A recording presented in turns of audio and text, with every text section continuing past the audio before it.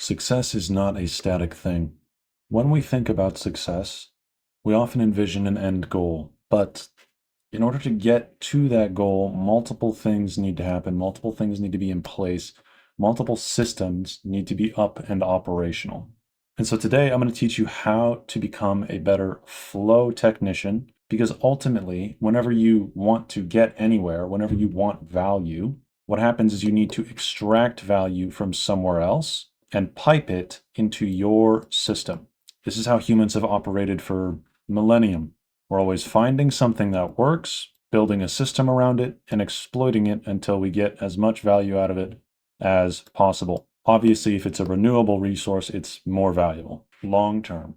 And this is a long game. Like, if you want to have a better life, if you want to be successful, you need to be thinking long term. And there are a few things as it relates to ADHD that are going to affect how you build these systems and how you create flow in your life.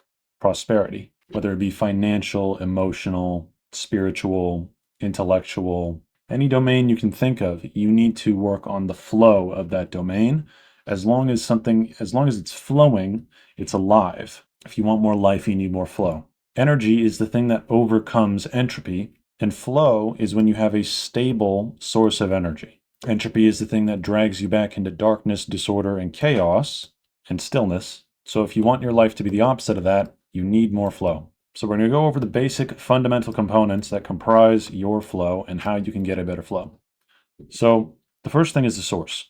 The source of your flow matters. The source is the engine. It's the thing that's keeping you going and making everything that you build work. I want you to think of this as you as an individual. You are the source of your flow. Actually, the source is God, but you're the next step down from that. And so that would be my first tip is, since God is the source of everything, get in touch with God. That way your flow is going to be a lot better, just inherently. If you don't believe in God, then the next best thing is to find a consistent source of inspiration or passion, something you care deeply about, but is not something that you're going to be overworked and emotional about in a negative way. I do not recommend using a negative emotional trigger for this. I recommend using a positive emotional trigger for this, because otherwise you're going to build things in a very negative way. Whatever your source is going to influence what you build, how you build it, and why you build it. And if you pick the wrong thing as your source, then it's not going to last. And if you're just randomly kind of sourcing from everywhere, you're not going to find stability, which is what flow is. Flow is a stable channel of progress. So your source is your engine. It matters. It's what's going on in your head and in your heart. And then we can also relate this to other systems other than yourself. So financially, what is your source of income? That matters. And these are going to have parameters that you need to think about, where it's like, is the amount of income that you're making off of this job enough to actually sustain the flow that you want? If it's not, then you're wasting your time. You want to set up your machine in such a way where it works consistently. So yes, you could save up money, or maybe you could start a business or something, XYZ. If you started a business, that would make sense. But if you're working a job and you don't have enough income to run the type of life that you're imagining consistently, then it needs replaced. Even if it's 90% good, it's not good enough for consistency. That's what flow is. If you want real peace in your life, you need this easy consistency. You need things to be predictable and on schedule. Now, of course, we have ADHD, so we don't always like things to be predictable and on schedule, but that is actually something that you can incorporate in your flow as well. You just need to be aware of these parameters and build it. Make room for spontaneity, make room for crazy things, but in a predictable way. Does that make sense? So think about your source and the sources for different systems that are operating in your life. We're trying to build a mindset here of being a technician who can make things work how you want them to work over a long period of time to create the life that you want. And this is one of these fundamental pieces. Capacity. So capacity is actually something I've already talked about. It's these parameters, the capacity of your source. It's all of the properties about the source. So now in your system, you could be sourcing from something greater like God, and then everything in your life is sourcing from you. So here are the properties that determine your capacity. This is it right here. These are the traits of your capacity, the things that determine your current capacity. When you have ADHD, life is genuinely harder for you. Things overstimulate you, things understimulate you. You're more emotionally sensitive, you forget things constantly. Like, it just sucks. We're not going to beat around the bush, it sucks. But the reason that it sucks is because it affects your capacity. And a lot of people with ADHD don't think about this. We think that if we try really hard, we can do everything that other people are able to do. And that may be true long term, but it is not true in the short term. Now, there are certain things that are good about ADHD that you can leverage. For example, our creativity. We inherently are more creative people. That is genuinely one thing that we have better than neurotypical people. And so that is something in our capacity that we can leverage over the long term, right? Same with skill, because we tend to get hyperfixated on things. If we seriously become obsessed and develop a skill very deeply, then that is something that we can leverage long term. However, focus and emotions and energy, these things are generally just not as good. Our emotions are more up and down. Our focus is sporadic. When we have it, we can exploit very deeply, right? But it's more sporadic. And our energy, due to our emotions, due to the overstimulation, due to the focus, due to the spiraling and the depression from not having enough dopamine in our system. In fact, I'm also going to sort of equate energy to motivation or the current level of dopamine that you have. This is unreliable as hell. Genuinely, it is. It's unreliable as hell. The problem that we run into when we have ADHD is we think that our capacity is the same as other people's capacity when it is not. And so when things are going wrong or badly or poorly in your life, it's not actually that they're going wrong or poorly or badly. It's that you have a misconception that things are supposed to be a certain way when that is not how your system works.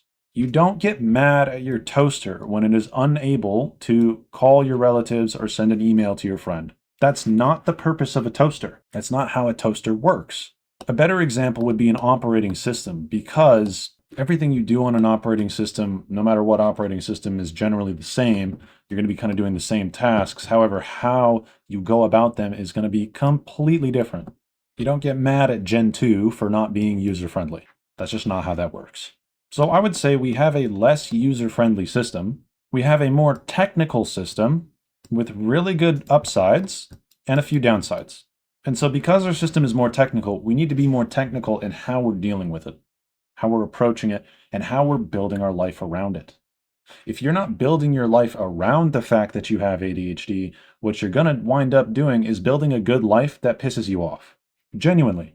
Because you're not going to be respecting your capacity. And you're not going to have systems in place that help you when the bad parts of your capacity are failing. Okay, so what do we do? What do we actually do with all this in mind? Well, there's a few things you have to do. One, you have to accept that your system does not work like other people's, and you need to become more patient with yourself. You need to understand, oh, I wasn't productive today because my motivation was extremely low, and I had no system in place to ensure that it got back up. And that's the other part. You have to rely on external sources for the parts of your capacity that are unreliable. And you can absolutely use those parts of your capacity as they have resources. When you have focus, you capitalize on it, right? When you're in a very logical and low emotional state and it's a good time to be making plans, then you capitalize on that. But we can put systems in place that remind us or shift us back into place. And that's one of the things about ADHD. We're distractible. Why are we distractible? Because we're more sensitive to outside information. And this is why you need to be a flow technician. This is why you need to have this mindset, because if you do not manipulate your environment for flow, your environment is going to manipulate you for entropy. You're just going to spiral. So put systems in place, support systems for your disability that increase your rate of success by covering for you when you have these low capacity moments. I'll give you one example. When you are overstimulated, you are going to get emotional and you're going to make bad decisions. You're going to feel overwhelmed and your motivation is going to tank. Do you have a system in place for when that happens? Is it a healthy system or is it a negative coping system? You need to make a life rule of, oh, when I'm overstimulated, when I realize I'm overstimulated and I'm angry and I'm pissed, This is what I'm going to do in response to that. And then hopefully whatever you do in response to that puts you back at a baseline, and then you can continue from there. And oftentimes we try to use motivation when we don't have any, and that's called discipline. The ADHD system is much more sensitive to discipline, inherently. Discipline hurts much more than it does for a normal person. That doesn't mean don't use it. It's a helpful tool, but it is not always the tool for the job. You don't use a screwdriver to hit in a nail. I mean, you can do it, and you can keep doing it, but it's just use a hammer. This is going to take longer, and you're going to be frustrated because it's taking longer, and everybody's ahead of you. And so these systems that you put into place, we call these channels. This is interesting. I was not going to do this, but I actually want to show you something. This is completely off the rip, but this is an example of kind of how you want to make your life. And obviously this is messy. I literally am just doing this off the top of my head, so I didn't set up for this, but you can kind of see how this works. All of these blue lines, these are channels. These are things that are connecting point A source, to point B, and there's a process in the middle, and then you get the outcome, right? That's what a channel is for.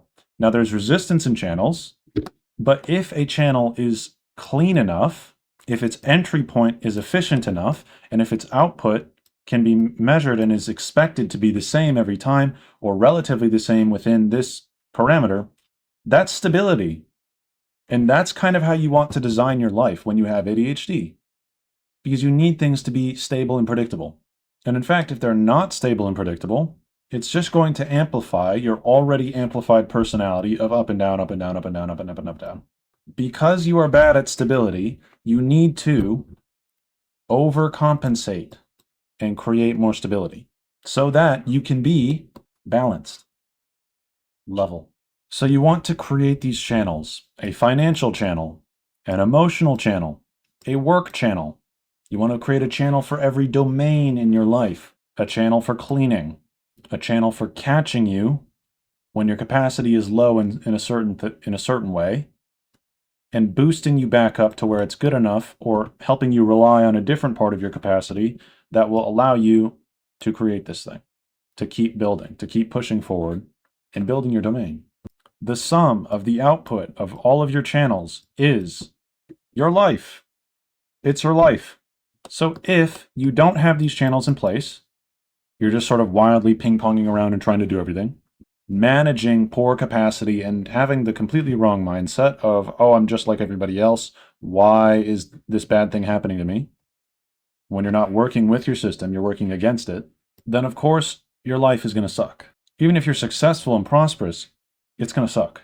So you need to think in these terms of flow technician, of how is this input going through this process going to get this output, and how can I situate it so it's stable and continuous in my life? And then you have to check that against your capacity. And if you don't have anything that's getting you back on track, if you don't have anything in your environment that's stopping you from being distracted, which that's the huge thing, distractions are basically a channel to failure, and they just exist. And so it's your job to cut them out. And that's the first thing you need to do. I think YouTube is the worst one, so I'm just going to start including the links to how I deal with the YouTube distraction with extensions in the description in every video from now on. And keep stacking these things, keep creating these channels for success, and then as you add all of them up at the end, you're going to get the life that you actually want. And then this is going to be you. It kind of looks like a happy face. And now it looks like a happy face with a nose. If you want more tips on how to forge your flow, if you would like a consistent source of motivation and understanding for your ADHD, and help designing a life that works with it, not against it, then go ahead and subscribe to my channel. That way my videos will be put in your feed. And remember, we're more sensitive to the environment. It's going to basically be an established channel for success that is specific to you. When you like and subscribe, it also pushes this video to more people, which means that more people like you who are struggling in the same way you are get the help they need. And also it would just support me. So anyways, thank you guys so much for watching all the way to the end. It's a very important statistic for YouTube. I know I've been lacking a little bit on these uploads, but we finally have this channel established for content. So thank you so much for watching, and I'll see you guys next week. Peace.